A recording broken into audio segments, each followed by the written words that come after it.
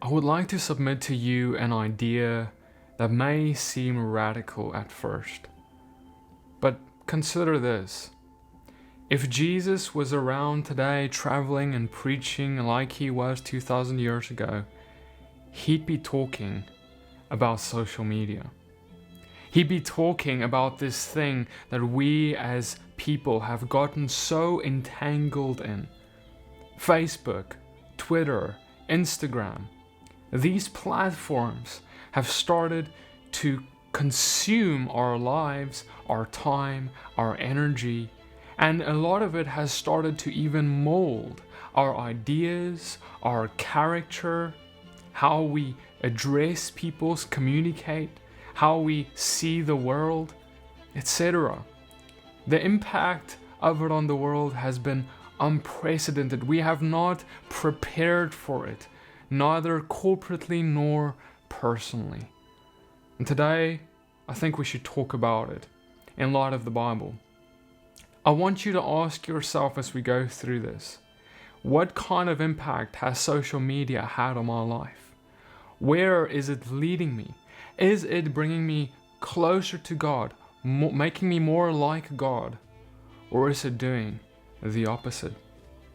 Brothers and sisters, there has been a recent spike in the rate of suicides and depressions, especially among our young. The total number of teenagers who recently experienced depression increased 59% only between the years of 2007 and 2017. Why 2007 and 17? What was it that caused this incredible spike and increase of depression amongst our young people? Facebook, the company was founded in the year 2004, and as it grew a few years later, it became adopted by more and more people and young people. And by the year 2007, already had a big audience, a user base of people using it, and it only grew from there. And with it, we see our rate of depression amongst our young grow, and grow.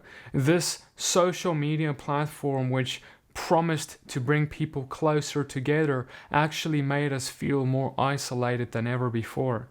It had the opposite effect of what we thought we would get when we signed up for it. But not only that, there are many other things that it has caused. You see, for the first time ever, each and every person, no matter where you're from or who you are, you get your own page. You get your own public face, which you get to mold into whatever image you'd like it to be. And usually it's not the image of who you are in the real world. We write whatever we need in the pursuit of likes and approval of others. We enter echo chambers of people who we find like-minded to reaffirm our beliefs, even if those beliefs are dangerous, unbiblical, or void of the Messiah's character.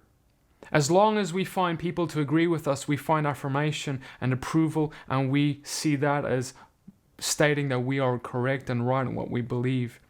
And this pursuit of likes and acceptance, what it does is it stirs up a pride in us.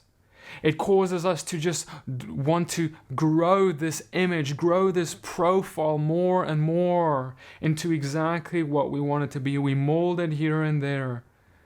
And sometimes approval and acceptance by the world is not a good thing, because it means that you need to look less and less like the Messiah, because he said that the world will deny you. The world will hate what you have to say and think if you are after me, is what the Messiah said, because they hated him first. So if they are so acceptant of you, it's not always a good thing. It doesn't always mean you're in the right.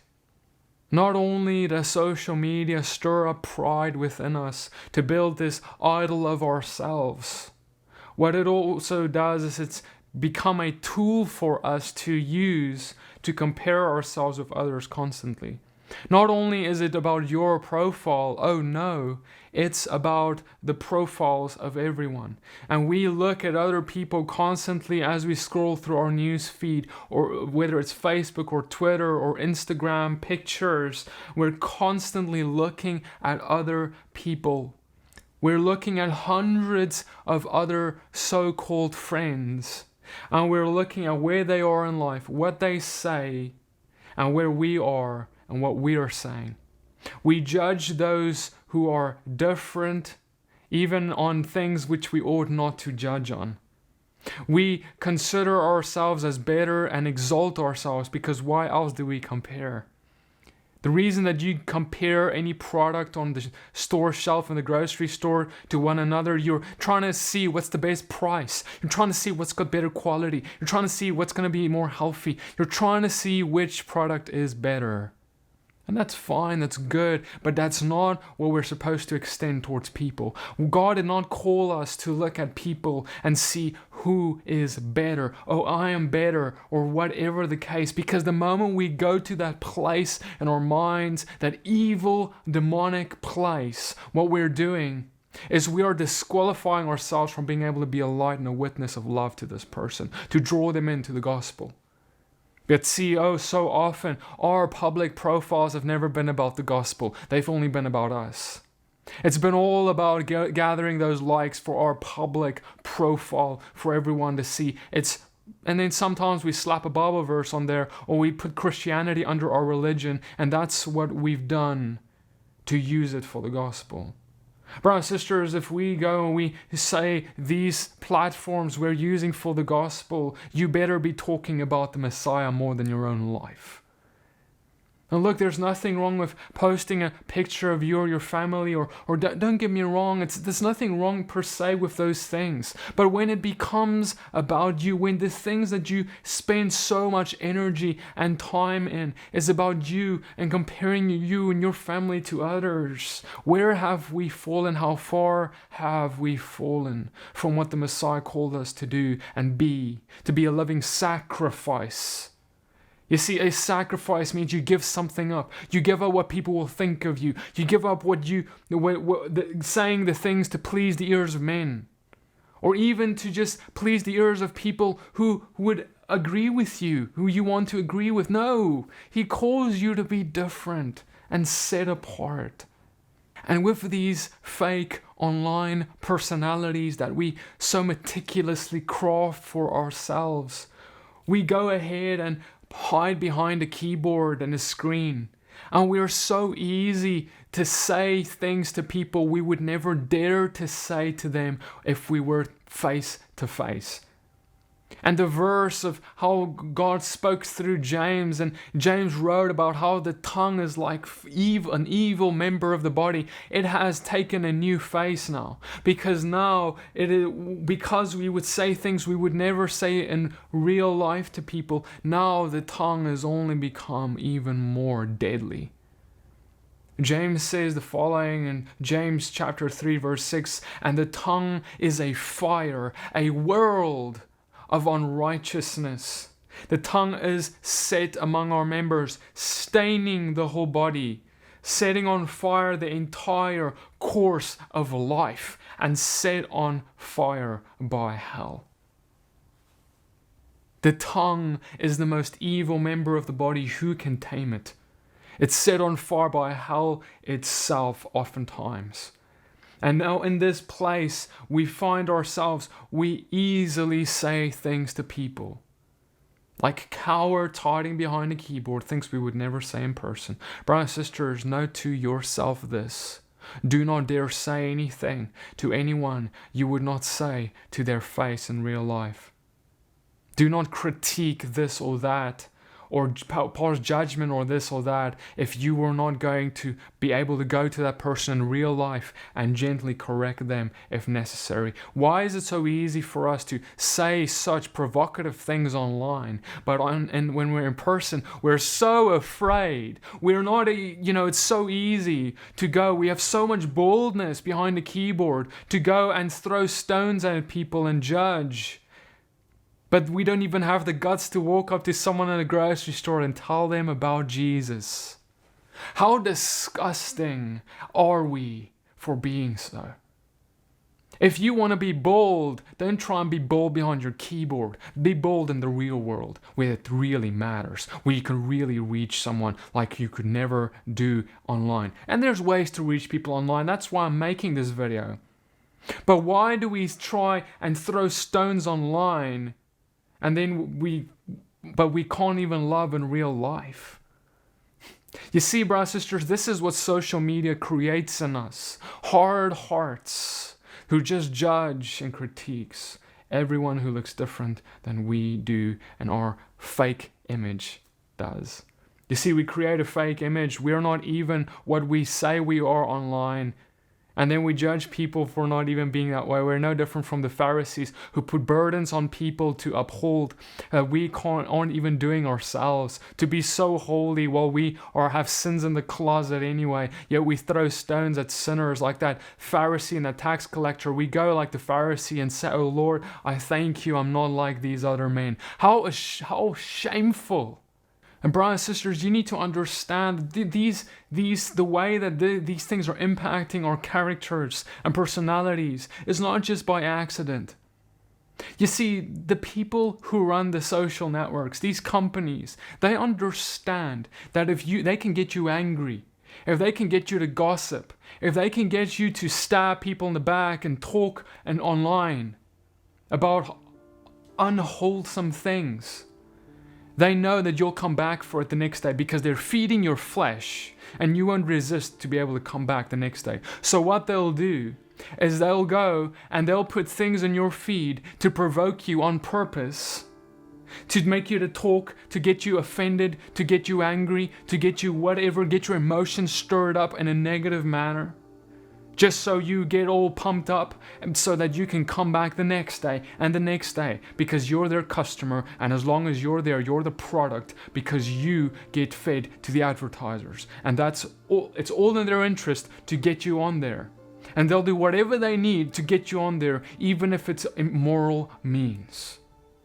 Do you see what the enemy has tried to do through this thing that we so love in this world? These platforms. And for some of us, this is not really our problem with social media at all. Rather, social media has become our pacifier. It's become the thing that we run to when we don't feel good, when something has happened that is not pleasant to deal with. When we feel emotions that are negative, maybe hurtful, maybe you're sad, maybe you're angry, maybe you're depressed, whatever it is, you feel these emotions because something happened in your life. And then what you do is you go to social media, you go to Facebook or Instagram, or you put something on just to get your mind off of these things that you need to actually address. And what you do is you try and address these things through pleasing your flesh instead of addressing it by the Spirit, instead of addressing it by the Word of God, which He has given you for your healing and freedom. You see, brothers and sisters, if you go ahead and you continuously try and address it with your feelings, with simply pacifying it by scrolling mindlessly through a newsfeed or comparing yourself to others or whatever the case is, you will find these emotions never get dealt with, and the hole only gets dug deeper and deeper for you. And now you find yourself in such a state of depression, anxiety, fear, because you never addressed what the enemy's been planting in your mind through the scripture. Because you've only been trying to please your flesh instead. And so the flesh rules in you. The flesh has power because the Spirit has never ruled. And so social media becomes just another addiction on our laundry list of addictions. You know, some people are addicted to alcohol. Other people get addicted to drugs or cigarettes or whatever. They find something to help them cope with their stress, right? And for some of us, that has become social media. We use this thing to try and cope with our issues instead of solving our issues and addressing our feelings with the Word of God, and coming to a solution that brings actual healing instead of simply pushing things back, setting things aside, putting it to the back while never actually addressing it. brothers and sisters, you need to understand. The reason I'm so passionate about this topic is because I grew up as a millennial within the first generation to really receive technology in the way we did with the advent of social media. I was the one who went through it and already grew up to a point where I can look back and see what it did to my peers and myself, and how it changed the way that people see the world.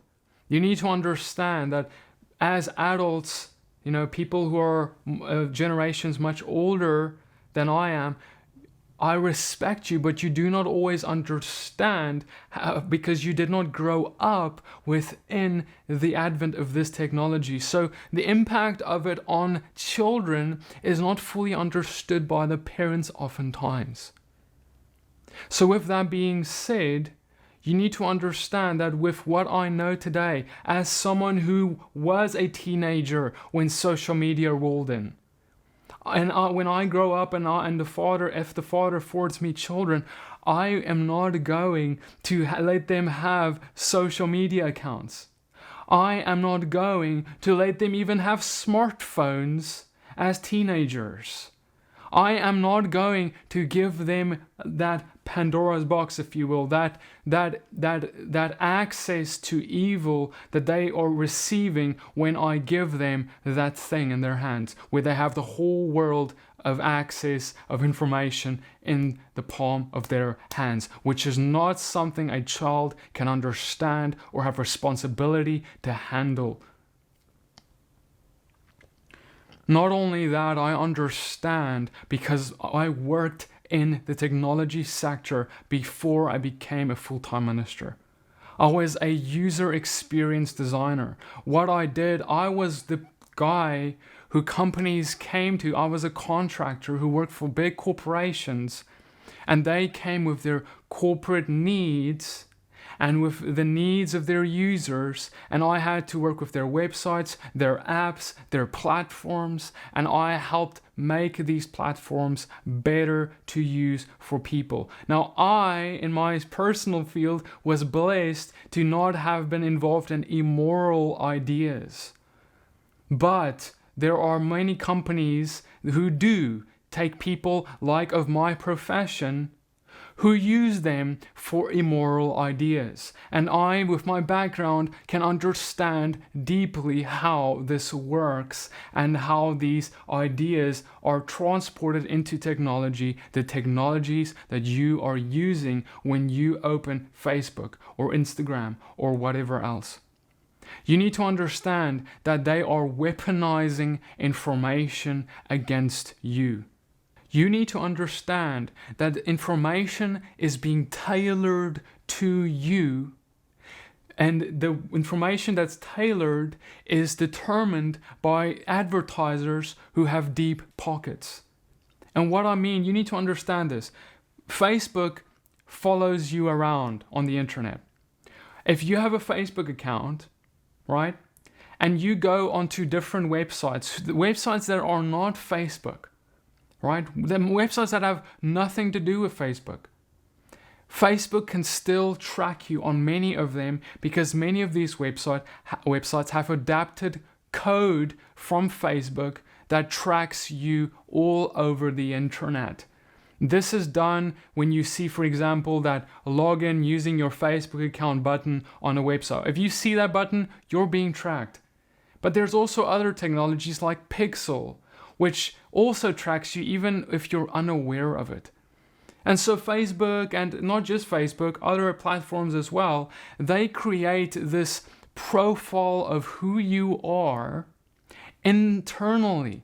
A profile that's not just a public profile on your Facebook account or your Instagram account or your whatever account it is, but they're creating a profile that you don't see that is full of metadata. Information about you that you wouldn't even believe they have on you. the information regarding your beliefs, regarding where you go shopping, regarding who your best friends are, regarding what you do with your time, regarding everything. They know more about you than many of your own wives or husbands do, because they're tracking every Google search, they're tracking every image you're Googling and looking at, how long you're looking at it, etc. So now they have all this wealth of information on you.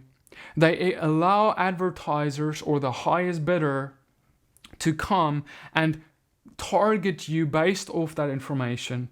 And they will display information to you in your feed, ads as well as non-ads, so that they can sway your opinions over time. So they can affect the way you think about things like God, or even science, or anything, political ideas, whatever it is. They're using it, and you can say, PD, I'm not being affected by that because I'm woke. Listen, this is something that happens over time, over years. They're very patient. And as they expose you to this information tailored for your profile, they go and they're able to slowly change the perceptions of people around the world into certain ideas. And I want to submit to you that those ideas, more often than not, are not moral nor biblical. Typically, if you are using the service of a private corporation for free, you're not paying anything for it, you are likely the product. You are the way that they make money, and that usually means your data is involved, or it is about swaying your perceptions. But what is there to do about this situation? Our children are most vulnerable because they are very impressionable. They're also, because of their youth, more susceptible to things like depression, especially our girls, even more so than the boys, but the boys are not excluded. As I said earlier, I really recommend and urge parents to consider whether they're going to give them smart devices. The scripture says that we need to train them up in the way they should go in Proverbs 22 verse 6.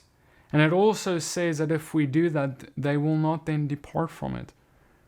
But if the way that we train up our children is by handing them a phone that has access to this wealth of information, some of it good and a lot of it evil, we are training them with that information whether we like it or not, because we are giving them access to it freely.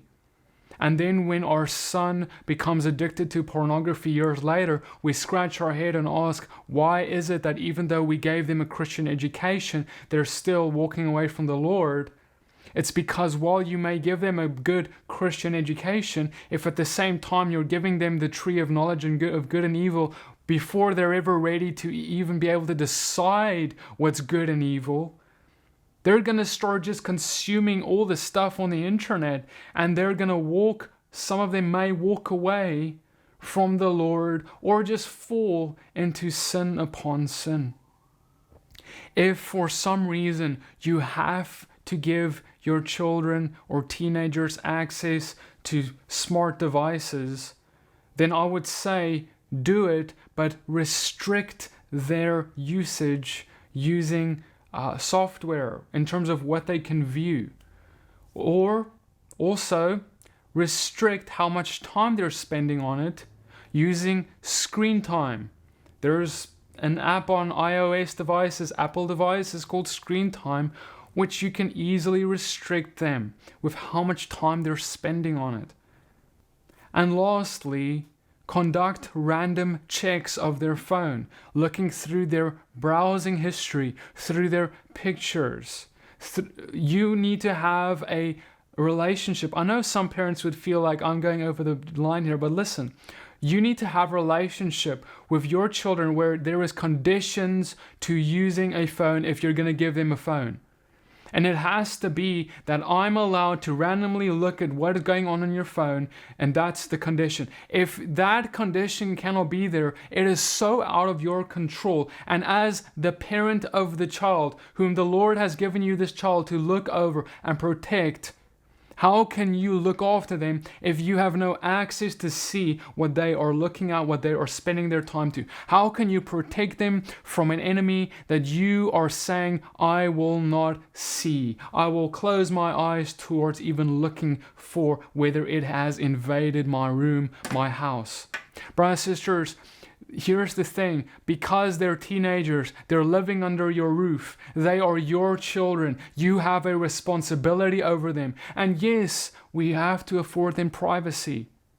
But when it comes to their usage of a phone, something that has access to such a wealth of evil, we need to really consider saying we want to be able to go to take the phone at any point and look through whether there's any issues that our children are looking at. You consider that too strong? You consider that as invading privacy? Well, then don't give your kids phones. That's what I would say. If you want my opinion, you want your children protected, then do what is necessary to protect them. And do not then come later, if you do not implement these things, do not come later and ask, Lord, what happened? What did we do wrong? This is what we are doing wrong. Listen to me, this is what we are doing wrong, and we are going to lose a generation because of it. Because the God of our Father, is quickly comes to correct us in gentleness and love if we as His child looks or does something incorrectly, because He sees all things. But if you close your eyes towards what your children are busy with, for the sake of their privacy, and then you see them walk away from the Lord for the sake of their privacy, come on. No. What is more important is for them to walk in purity unto the Lord, so that when they're old enough, yes, when they become an adult, they're going to get exposed to the world and everything there is in it. And then they're going to be old enough to decide. But as a teenager, they're not old enough to decide. They're not old enough to decide what they're going to look at, what they shouldn't be looking at. They're not old enough to decide and be responsible about how much time they're spending on a phone. They don't have that ability yet. But you do. And you need to use that responsibility, that intuition that the Lord has given you as a parent over your children. We need to say it like it is.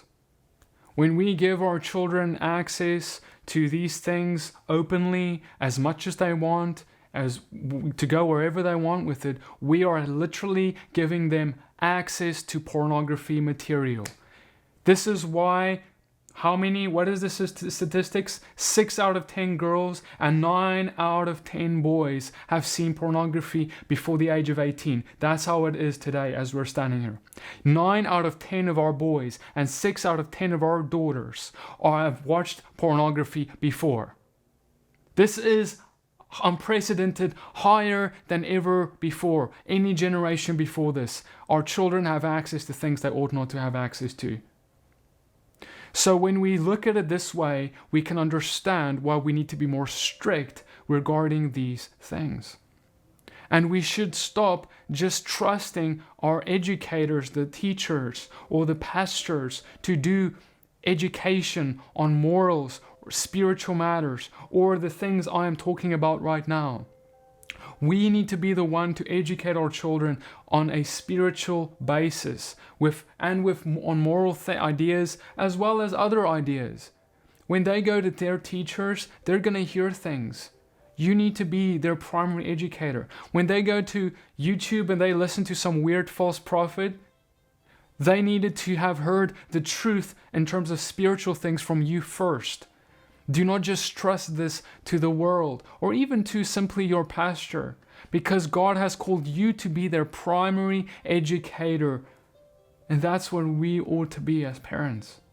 We must explain to our children and educate them on the moral, the psychological, and even the sexual issues that are attached to everything that I've been talking about here today. We can't just take away things from them and without explanation. We have to tell them about that there is something called pornography. When they get of age, we need to tell them there is something like this. It is an evil thing. This is why it is wrong. We need to tell them social media has its issues and this is why. And you can tell them the things I just shared in this video. We need to share these things with our children so that we have open conversations with them so that they can understand why they are not allowed to have what their friends have. And that there is good reason for it because you are protecting them. They're not missing out because really they're not. They're only being blessed by it. When we start having these conversations with our children, and being the ones to first have the conversations about these topics before they have these conversations with the world, then we will be able to harbor open conversations with them. And they will be able to come to you open-heartedly with questions about whatever they get exposed to or see. And that's what we want. We want our children to have that with us. But it means that we need to be having these conversations with them before they get exposed to those things.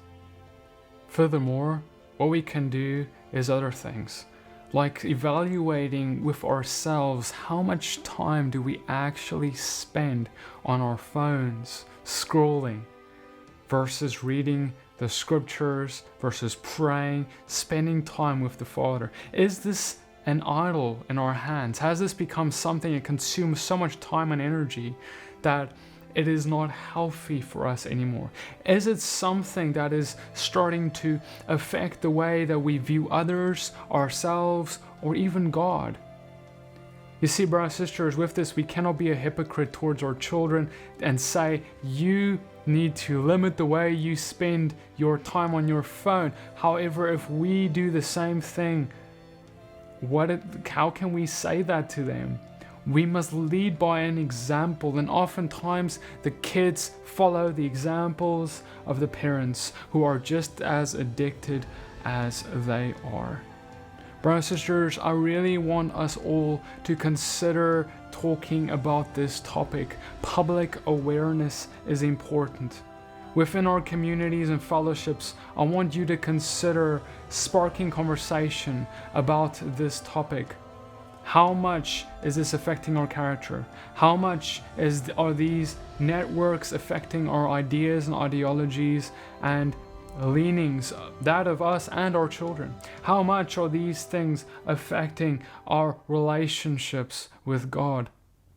I want you to ask yourself that question. And if it is, bring it before the Father and let Him show you what to do about this for the protection of yourself, your very soul, as well as that of your family.